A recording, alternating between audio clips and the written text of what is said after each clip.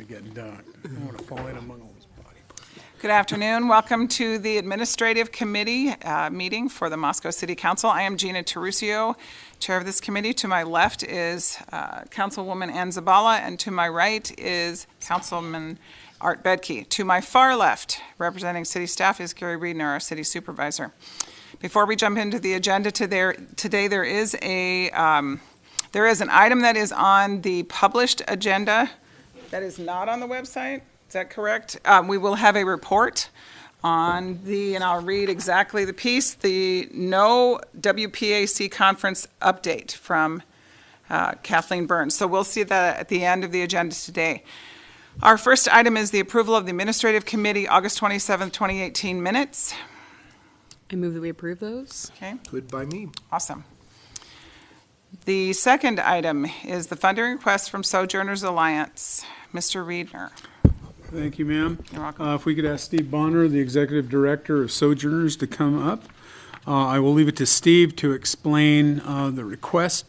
This is a situation where Steve approached, I believe, Mayor Lambert and city staff regarding an unfortunate incident and fire and assault which occurred at Sojourners, and they've rebuilt from the fire, but there are some precautions they'd like to take which they think may prevent, or at least, shall we say, discourage those types of behaviors again. So the request is for $7,000, and it is for a security camera system. And we have the request, at least we've identified about $7,600 available in legislative non-prioritized projects, which of course is a line item the council can use throughout the year for things that were not specifically budgeted for other purposes. So that's how much is left in this fiscal year, which expires September 30th. So it's about 2.5 weeks from now. So with that, with your permission, if Mr. Bonner could tell us his story. Thank you. That was well put there. I appreciate your time. We did upgrade our camera systems within our main house that burned up, and they've already been effective as far as reducing or identifying issues that go on beyond our visual sights. So we've already found them to be very useful.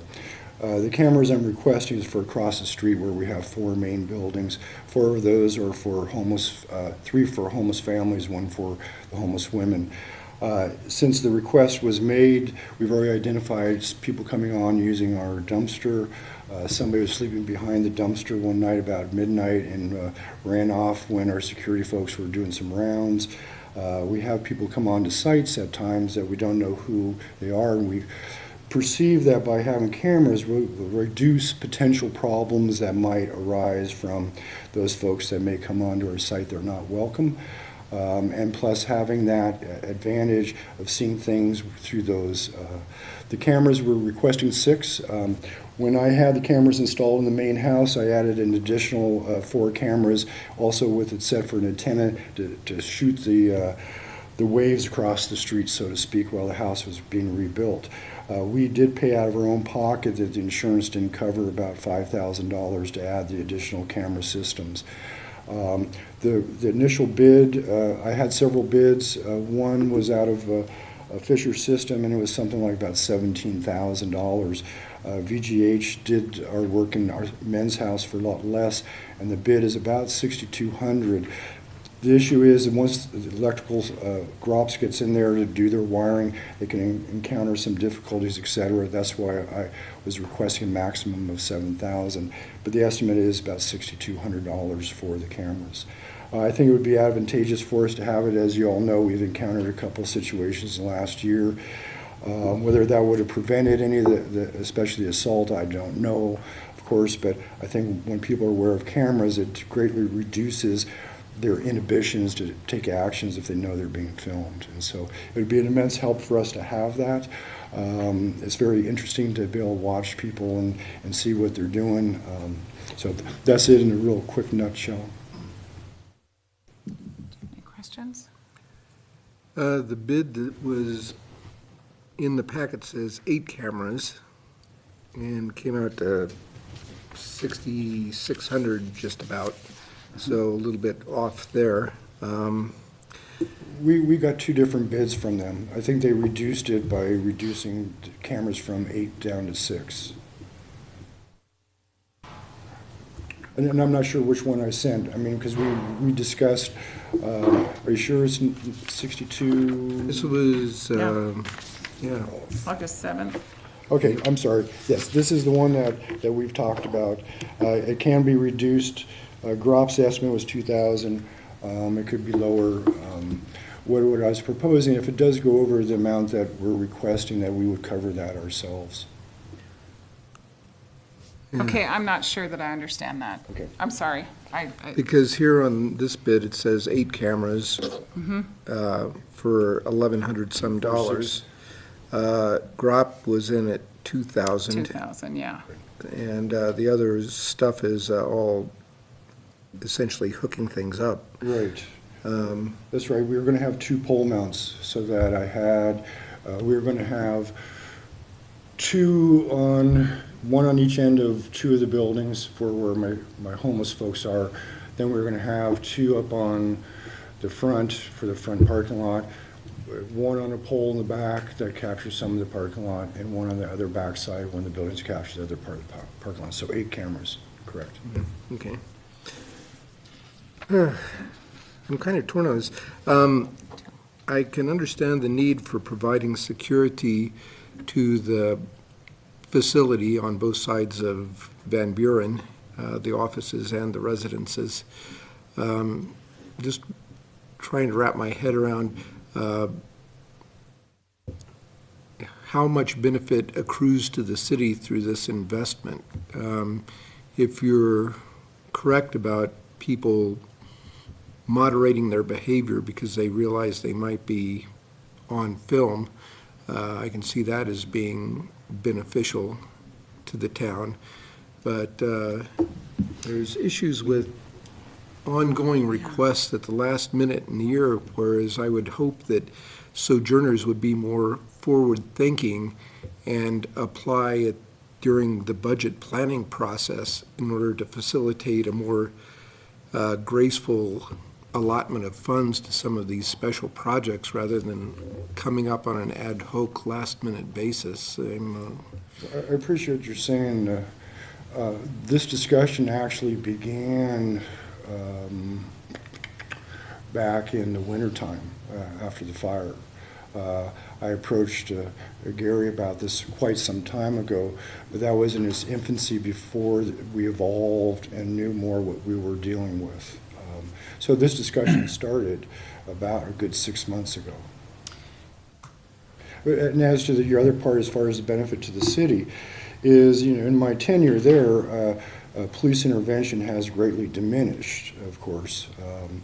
But still, each time the police have to respond or ambulance services has to respond, those are costs that our personnel are being used. And the hopes are that by adding these additional cameras, that needing assistance from the Moscow City Police would greatly diminish because of that. Mr. Reedner. Yeah, the discussion, you recall a couple of years ago, there was a request from sojourners to help out, I believe, rebuilding part of one of the units. Correct. And it was in response to a need that they had that they did not have funding for. There was a big discussion at council at that time. I think you'll recall that Sojourners does provide a great service to the community. However, the city is not directly responsible for human services and like medical services, things like that. It's typically something that's delegated or taken over by the state or the county. I believe the request at that time was we could not fund ongoing operational funds, such as putting it in the budget is something that we really have nothing that looks like that. So this really is Sojourner's only avenue to come in and request funding from the council on a ad hoc basis or once when it happens reactive to some situation. So I'm not sure we could change that. We can't offer them the opportunity to come in unless the council directs. That's something that you recall years ago we had a city grants system, if you will, where certain organizations, Chamber of Commerce, LEDC, all kinds, Rendezvous in the Park, would come forward, and the council would allot a certain amount of money, as high as $50,000 at one point, and then people would come in, and we had a night where they would make a presentation to the council. Council would then allot monies according to that. As we evolved, if you will, that is something that Idaho law does not exactly smile upon, that you're taking public dollars and essentially gifting them out. So in this situation, if there's a nexus between what they're trying to do, council finds that worthy, you've got the budget allotted for non-prioritized projects, you can do that. So how are we doing things like Chamber of Commerce now? Those are part of the economic development. We split out Chamber of Commerce, at that time LEDC. There were several, I believe CETA was part of that. There were a lot of organizations that were part of that. Some of those city has in fact taken over, like the farmers market operations and things like that. So it's reduced quite a bit. But My question, I heard your narrative. It sounds more like keeping people out than it is deterring bad behavior. I wonder if a fence or a gated nature would be just as effective, and I wonder if it would be less expensive. The main one is on site. I mean, like having people come on to visit people. That's an example that just happened last week, where the cameras caught people coming by at 10:30 at night, and some kind of exchange was going on between one of our folks and somebody in a car. The idea is that by them knowing that we have cameras, that we're recording these situations, that we're able to address them immediately rather than going on behind the scenes, and we don't know until something arises. The part about people coming on the site, we've never had any burglaries of cars or anything like that. I have tenants there to put up gates. I don't see that as being an effective way of monitoring our folks' behaviors. So these are more behavior Correct. modification So an cameras. example right now is a brand-new family moved in. In our first 2 weeks, we have a policy that no one can be late for curfew. The person missed curfew Saturday night and then Sunday, but claimed that they were in at like 10:30. We know for a fact by my security monitor they weren't there at least until sometime after 11:30. Those facts cannot be disputed, and those cameras would certainly help accountability for our clients' lack of following our policies. So a couple technical questions, if I might. Are the cameras of sufficient resolution to enable identification of individuals or license plates, things like that? Correct. And where are the data from the video streams stored? Is it on site or On site elsewhere? right now. On site. Yeah, And so we intend on, I'm holding off on seeing what happens with this course of action, with this request. We have discussed it, and we will have it so that it's an off-site, the storage of the data, so that if something were to occur, have a fire, an example, that the data is still preserved without it being damaged. We learned that from the last You one. got to the point of my question there. Yes. Thank you. Do you have any questions? Ann? Yeah, I'm just curious if you've explored other funding sources for these. No, I have not. All of the grants that I've been able to apply for have been for other uses other than the cameras. I do not have any grants in the near future that I can apply for this requested funding. Well, given the circumstances and the potential for encouraging good behavior around the site, and with the eye toward reducing police input and visits to the site, and also the fact that we're right at the end of the fiscal year, I'm inclined to support this request. I am cautiously inclined. I believe very much in the services you bring. I'm not entirely convinced this is the only solution. Yeah, and for me, I understand that y'all have limited capacity to apply for things, but it would just make me more comfortable to know that you have at least attempted another source also, whether that be private fundraising or grant opportunities or something along those lines. I appreciate it. We did get funding that did provide for the cameras that we added into the house. So I got 5,000 from Gritman that did help with that. That's all I could get from them. Mm-hmm. So shall we forward this to the council? Do you want to do regular agenda, or would you like to do consent? That's kind of a toss-up, because we're depleting the legislative fund, and I don't know if one of the other counselors might have another idea in mind or not. So I'd be I'd say inclined to put on regular. Well, I Please. would point out that certainly any council member can pull it off consent if they think it's something that they want to talk about. But if regular is the direction, regular it will be. All right, let's leave it there, please. Okay, thank you. It is Thank good you. to hear that the ones that you've installed are improving. I'm sorry? It's good to hear that the ones you've currently installed are improving things there, though. That's Absolutely, it's promising. and- wonderful. But again, thank you for your time and considerations for this request. And I understand this is one time only. I'm not coming back here for other things from you, too. Thank you. Thank you. Okay, our third item is the Walmart Foundation Community Grant Program Shop with a Cop. Awesome, can't wait to hear this. Who gets to shop? Can I go along? Chief Fry? Is Elisa, hi. Hi, And I'm Ryan Snyder. Ryan, hello. Officer Ryan Snyder. Officer Ryan Schneider, well, welcome. Thank you. Okay, we're here before you to present our request to apply to the Walmart Foundation for the Shop with the Cop program. This would be our third annual event. The maximum that we can apply for under this category is the $2,500. And the application itself focuses on community events and those things that we can do to participate and help with the kind of somewhat of what we talked about in the prior event, but assisting our community in ways that there aren't other opportunities. So annually we apply for the funds. We like to try to get it done earlier in the year so that the check is received in time to go ahead and get all of the preparations made in advance. They've hosted an excellent event the last few years, and we do have other community organizations that participate, and so I will go ahead and let the two police department members of our team here speak to you about what they've done in the last few years. All right, So as you know, I always like to bring the individuals and the officers who are running the programs over to talk to you, because I think it has even a bigger impact than having me talk to you all the time. So Officer Schneider has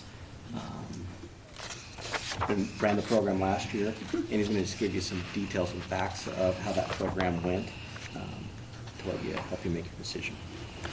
Yeah, last year was my first year running it. I really enjoyed it. It was great. I didn't get to go the year before. It was my first year on. My schedule just didn't work out.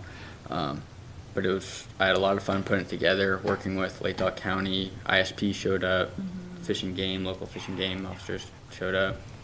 We had help from dispatch, wrapping, employees, significant others came in, helped wrap. Walmart employees all helped. We got breakfast sandwiches donated from Ken Swanner, who owns a Subway here in town. Kids like that, and parents could have a sandwich too while they were waiting for their kid to come back with a present. It was great. We had got the full $2,500 last year, and then Lake County also applied for a $500 grant they received last year, and I think they're trying to up that. I contacted the counselors from all the elementary schools in Moscow, and the Lake County deputy contacted all the county elementary schools. We had 3 kids that counselors picked out that they felt were deserving of the gifts, and came, and they each got awarded a $75 gift card to spend on presents one for themselves, of course, and then some for their family members, so they were able to gift something to their siblings or a parent or something. And I will note that this is actually kind of a national program. I mean, Yeah. it happens across the nation at different times throughout December, so. it's just the best here in Moscow. Yeah. Of course. Right. So how many officers did we have? You listed off a couple different organizations. Tell me Yeah, a we little more had- there, please. I can't remember exactly how many, but we had, It's close to 25 officers. And, you know, the officers, as they spend time with these kids, it's just a different atmosphere for us to hang out Yeah. with kids and their parents, and it's a family event. It's, you know, our wives and significant others come in and help, and it's just a great time for all of us to get to spend some time with these kids. It's also great PR for the police department, Yeah. as I recall from the newspaper true. coverage. Thank you, Daily News, last time. And Zach did a great video for us Oh, out yeah, there last that's year right. that got put on Facebook, and got to, you know, see the officers interacting, and great community response from that. Do you have any questions or anything? This is a slam dunk in my book. Duh. This is an easy one. We're going to recommend approval. I think this is cool. I think we definitely should submit a grant request to the Walmart Foundation for this. Awesome. So I think this could go in consent unless you want to talk about it in front of the whole council. It's awesome fun, I promise. I'm okay. Okay, that's good. This is good enough. Thank you. Thank you. Thanks, Thanks, guys. guys. Okay. The next item is the Styner Highway 8 Billboard Lease Termination Request. Termination request sounds ominous, Dwight.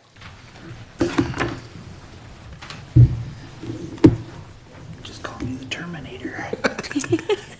You've been waiting all day to say that, haven't you? Okay, Styner Highway 8 Billboard Lease Termination. Well, this one, it's, in your packet is huge, but the issue and the proposal is actually pretty simple. Out on Highway 8 on the corner of Styner, you've got a billboard there. It's been there forever, it seems like. And just an aerial view of where that's at. And of course, right now, you know, we've got the underpass project going on, so it's a lot of activity going on there.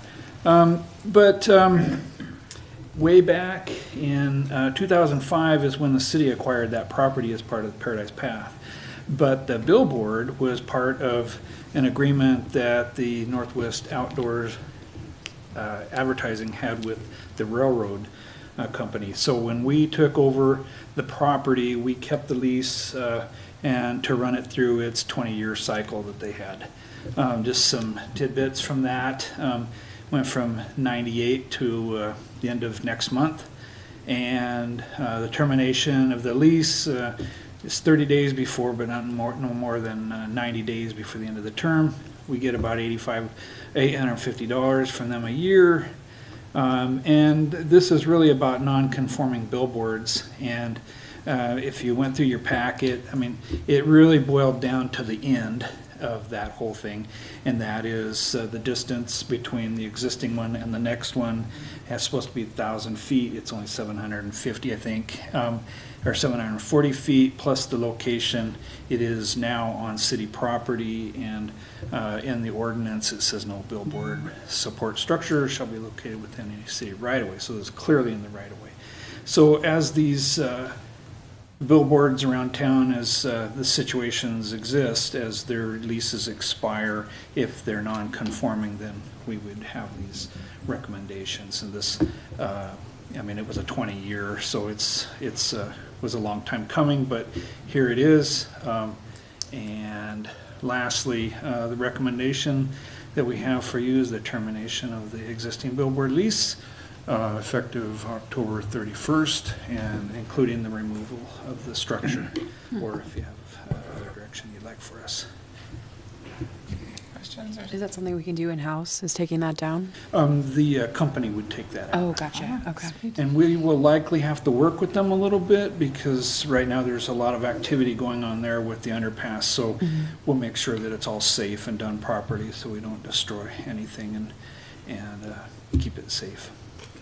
Yeah, not a fan of billboards at all, but I also recall that on a broader city basis, we had discussions about billboards with the uplighting that goes on relative to the dark skies ordinance within town, and we were kind of stymied by the lease agreements as they stood, and I see this as an opportunity to get rid of a non-conforming structure along the rights-of-way, and I don't think they do anything to enhance the beauty of the highways through town at best, so I'm highly in favor of let's terminate that lease.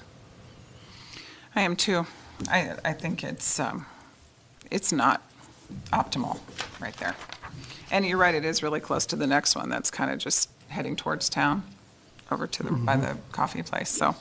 Okay, well, I think all three of us are in agreement. We'd like to recommend termination of that existing billboard lease agreement with NOA, effective October 31. Can that be consent? Yes, ma'am. All right, awesome. Thank you. Thank you. Our next item is the pedestrian easement memorandum of understanding with Bloom Enterprises. Mr. Reedner, Thank you. did I say that correct, Bloom? Yep. Okay. Yes, you said Reedner correctly.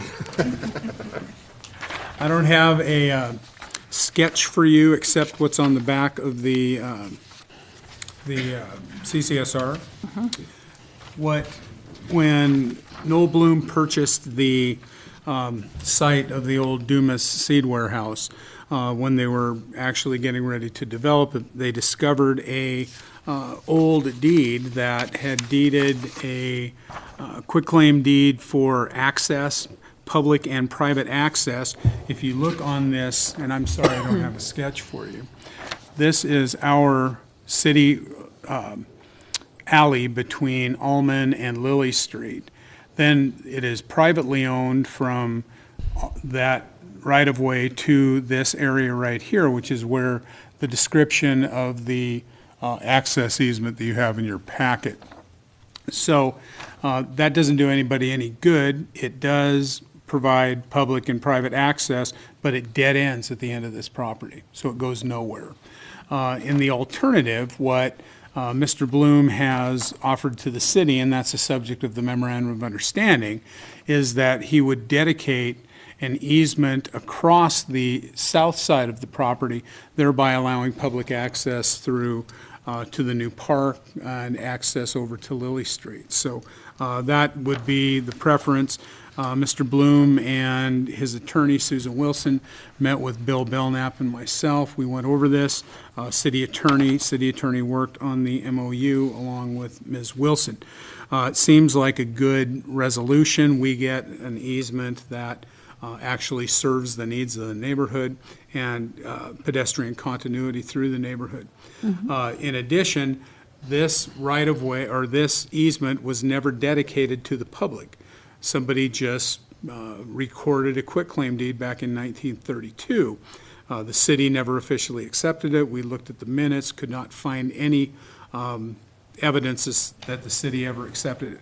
If the city had accepted it as a dedication, then we would go through a vacation process. In this case, since we never accepted it, vacation process seems it wouldn't do what we needed it to do. So I believe that the applicant is going to start some legal proceedings and wants to be able to represent that the city has no interest in that in light of the fact that a new easement is being dedicated. So in a nutshell, that's what this is about. Questions? Well, just comments. I know this also advances the interests of the URA, which with the URA development has long desired to have a pedestrian easement along the south side. And having Mr. Bloom put forth this proposal really leverages the URA's point of view, and I think enhances the ability of the public to pass through that site as a pedestrian walkway, theoretically right on through to the university. And I think this is a ridiculously drop-dead obvious yes on this proposal. Okay, I think we're all in favor of the ridiculously drop-dead, what else? We'll go ahead and recommend obvious approval of the proposed MOU with Bloom Enterprises. I think it's an excellent Consent agenda. consent agenda. Yes, sir. Thank you. Thank you. Okay, our sixth item is the Educational Uses in Central Business District Survey. Mr. Reedner, you're on again. Thank you very much. As the CCSR indicates, on May 21st, when the council passed some or approved some zoning code updates, and within that zoning code update, there was a proposal that continuing educational institutions being allowed in the central business district, educational institutions, higher educational institutions within the central business district pursuant to the conditional use permit process. At that time, there were some questions brought up whether there could be a different process, could they be excluded, what could go on. The council then voted to go ahead and leave the current process in place, which allows educational institutions pursuant to a successful CUP, but that they wanted the administrative committee to continue to look at the issue.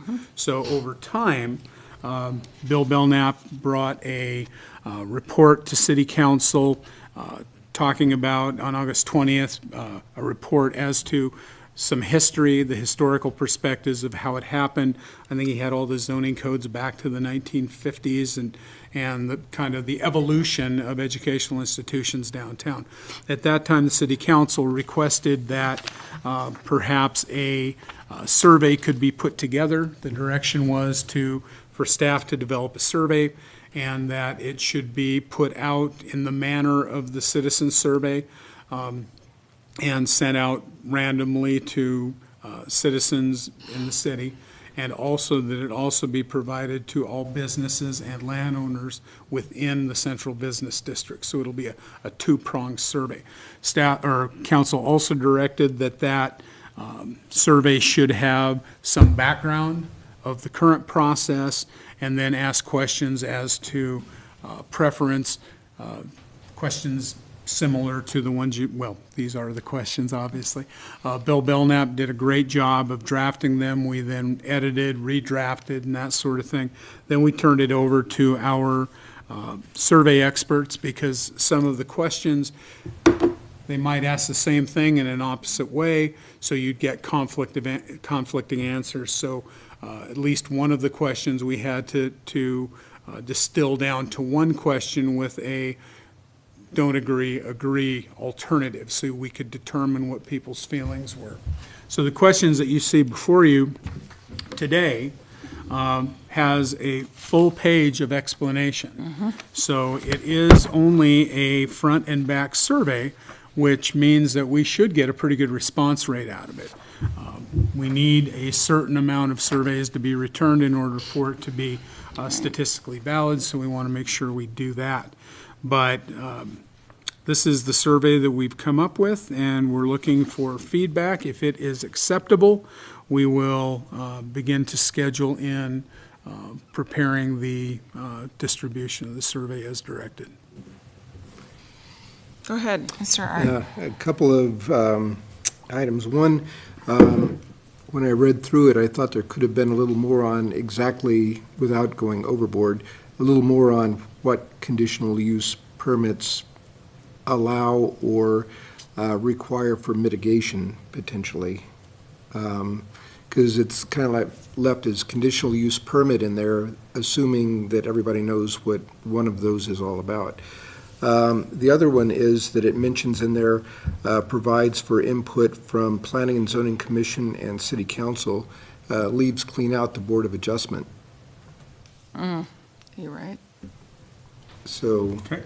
I think sticking that in there about which of the entities is responsible for which bit of a conditional use permit would be good. We could certainly do that. So, but I thought the questions themselves were well-designed and well thought out, and allow for what do you think is good or what do you think is bad, which I think is really important. So anyway, I like the rest of the questions. So those were my only comments on it. Okay. I will note that you know how much of the city code is devoted to conditional use permit process. So you're a bit at a disadvantage. Bill Belknap and I discussed how much detail do you put in before it becomes a pamphlet. Yeah. Right. And people Right. we have that problem with the citizen survey. As you recall, we split out the citizen survey, council, city, staff-related questions from commission questions, because it made it so bulky that people were opening the envelope up, seeing this giant survey and saying, I'm not spending 3 hours on that. So we split those out. Now we have the citizen survey questions, which makes it a much more manageable survey and increases the response rate. Perhaps something just to the effect that conditional use permitting process may require certain actions to be taken to mitigate the impact or something like that. You know, Or certain nothing too conditions be long, placed yeah. upon, something like that. You know, just, Maybe you know, a that ties in little with blurb like that. just- Okay, we'll take a cut at that and have that Yeah. by next week. Recognizing it is a very complex whole thing. Was there a reason that the two, on the description page, was there a reason that the two higher ed institutions were separate from each other? It kind of sort of doesn't follow. It was just how they came up. Okay. I wonder if because we are speaking specifically about higher ed or educational uses, I wonder, the other two are not, correct? I'm missing something, I'm sorry. These other two, 505 South Jackson and 112 North Main, are those educational institutions? Yes. Okay, maybe we ought to put what they are, because that does not make sense in that area to me. Okay, that is the parking lot across Jackson Street. It is not because it belongs to an educational institution and because it is part of their CUP. That's why it's listed in here. That 505 South Yes. Jackson one, the one, okay. The bullet point So of NSA. let's make it more subjective then to NSA. That doesn't make sense. It implies to me that there is another spot downtown that is. Okay. And I do think 112 North Main is Mr. Leon's, correct? No, 112 What North is it? Main is the old CJ's. Oh, See, those are all three of All those New are. St. New- Andrews Okay, so College obviously buildings. this confuses me. I'm not going to be the only one. So maybe we, yeah, I don't, Well, we'll take a cut at doing something. okay, it's just a little confusing, and I do recognize it is a tough subject to make Sure. simple in one page. Maybe So even if it's better to bolding. just leave it, we can leave it. Maybe but in just bolding the new St. Andrews part and the University of Idaho part. Oh, yeah, no, that's not a bad idea. Just somehow delineating, because I thought there were 4 different entities that were higher ed, not that these 3 belong to Okay. New St. Andrews. But I do agree with Art that the questions are good, they're not confusing, I don't read them and go, Okay. they're well done. Point of clarification, this is going out separately from the other survey that's happening this fall, correct? It's a standalone. Yes, we will send, it'll be sent out according to the same process as our citizen survey, but not the citizen survey, so it won't be attached to it. And part of the reason was because this is specific, we wanted to make sure that we didn't influence the results of the regular citizen survey, because we use that, this will be our 7th, I believe. So we're really trying to keep a good baseline so we can gauge our progress. What's the sequencing going to be for those in terms of when are you hoping that this drops and then the city survey as well? This probably, if this is close to being done, then we will immediately begin the process to get it sent out.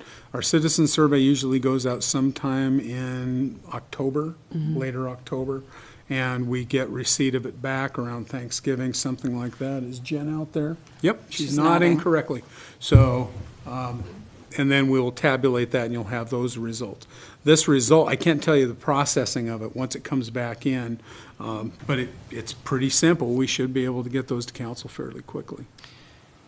And this will go to only business owners downtown, business and landowners? Business owners and landlords in Okay. the central business district, as well as the community at large. Excellent. And That's it'll the go part I out needed to hear. randomly. Yep, Good, okay. Okay? exactly what Okay. we asked for. We will make those changes and bring it back to city council on Monday. That's awesome. Thank you. Thank you. Okay, that is the last of our agenda. Kathleen, we have a report on the NowPack, is that how you say that, if I'm cool? NowPack conference update? Yep. Please? Yep.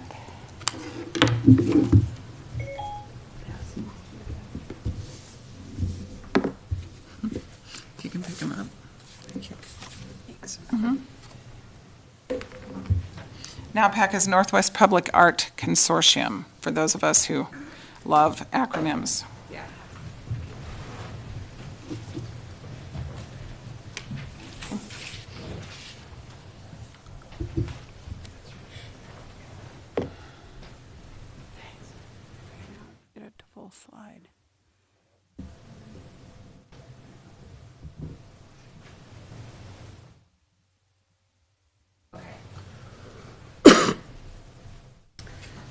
So first I'll explain what NOWPAC stands for.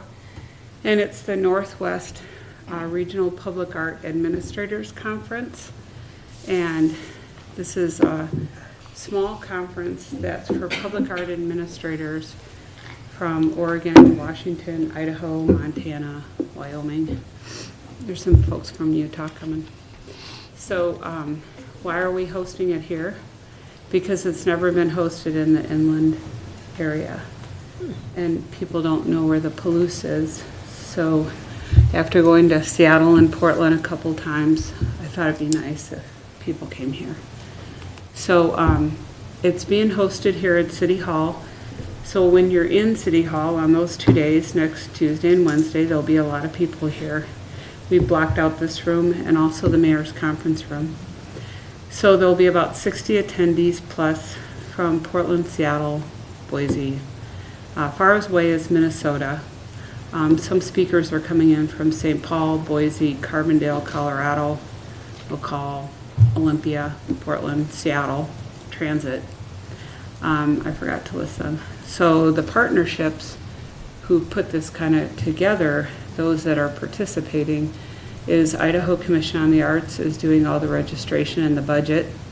The Washington State Arts Commission, the City of Moscow, the WSU new museum, the University of Idaho, MZ is presenting, as is West Staff from Colorado, and the new Colorado Creative Industries District, I forgot that word, Olympia Parks, Arts and Recreation is going to be presenting, Multnomah County Regional Arts and Culture Council, and that's like Portland and South, and then the Seattle Sound Transit, their art program. So some of the community supporters we have here in Moscow, we're actually using the Steam coffee shop across the street because they have an LCD projector and screen and a bunch of Apple products, so we're having a breakout across the street. Rants and Raves has got their brewery bus up and going, and they're going to transport us to Pullman and then around Moscow. And then the new Moscow Chocolate Factory is contributing to the goodie bags, U.S. Dry Pea and Lentil, because a lot of people don't know that we're in ag over here. I call P&W in Genesee because they grow the dilly beans on the Palouse, and that's the Sabra hummus. So a lot of people don't know that either. So they're going to get a Sabra or a hummus recipe in their bag. The co-op is helping out the Moscow Hotel, Coulter's Creek Winery, the Monarch Motel, and then the Best Western. The schedule for Tuesday is we're going to start off here from 8 to 9 with just registration and coffee. There'll be some last minute people coming in. And then we start presentations and education until 12:30. Then we load a bus, go to the new museum, eat lunch at the new museum, which is really nice, on WSU's dime, which is pretty nice. And then we'll tour the museum and break up into groups. And they have a large Arts WA, which is Washington State Public Art. Their state actually managed public art installations, so like the Terra Mall and different places. So we'll be touring installations. Then we'll come back and we'll be at the Coulter's Creek Winery from 5 to 7. And then at twilight Tuesday night, there'll be the launch party for the ACLU mural on the back side of the hotel from 7 to 8. And then late dinners around downtown Moscow, and then tap trivia from 7:30 to 9:30. And if people wear their badge, they get 15% off. And that is a tough trivia if you do trivia. I think that's a tough one. Sorry, Kathleen, when you're talking about mural launch, it'll be, is that the reveal or what? Yep. Wow, that's so Yeah, because super quick. there's a vetting today, and then we'll choose the final on the evening of the 17th. So I'll have a selection committee here downstairs. Yep. Wow. That is fast. Yeah. So that's Tuesday. Hopefully people will go to bed. And then Wednesday, we'll have coffee again here, and then education and presentations. The co-op is doing a soup bar here, lentils, by the way. Good All idea. local products, vegetarian. And then we're going to do a bus tour around Moscow and U of I with our public art. And then we have more education presentations, 2:30 to 4. So these are the topics we're running through. Of course, Kevin Kelp is presenting during social issues on the ACL mural. He'll be presenting. Then we have public art and technology, and DJ is actually a presenter on a software program. Public art with your landscape, there's about 5 presenters talking the difference between rural and urban. And then digitization and collection best practices, how to curate and put all your insurance values together. And then this was the biggest one after the ribbon is cut, maintenance challenges for public art, large and small. So we have about a panel of 5 curators. That's where the guy from Multnomah County is coming from. And then we'll have a Pecha Kucha, which is best practices. You get 10 minutes to talk about your best practice. In Olympia, I talked about the transit center sculptures and the engagement with U of I students and how it gives U of I students entrance into public art. So we talked about that. And then Washington State and Colorado are going to talk about their new initiative, which is the Certified Creative Districts. And the city of Pullman is going to be applying to Washington State for this. So then we'll also have community engagement with public art, and Melissa Cole, our mosaic artist, is on that panel. So these are the team. We've been planning this for about 10 months. Myself, Yetta, with Idaho Commission on the Arts, Gertson, her father was an art teacher in our city of Moscow and Troy. She'll be coming up, and then Mark Johnson will be coming down from Coeur d'Alene. And then John McMahon is also with the Idaho Commission on the Arts. Anne Marie Shannon over there at the Jordan Schnitzer Museum of Art at WSU. And then DJ's been helping out. And then I can't pronounce Austin's last name, but he's a volunteer artist. So there'll be a lot of people in our building. So the last one I went to, Olympia hosted, and they used their city hall because they used their city staff. So I thought, well, we have a beautiful city hall. We live in a beautiful location. So, and of course, the biggest question people have been asking from Portland to Seattle is why is it on a Tuesday, Wednesday? And I said because we accommodate football, and you can't get a bed on Thursday, Friday. So you have to come to a conference on work time. So, any questions? On work time, tragic. Yeah. Yeah. So there it is.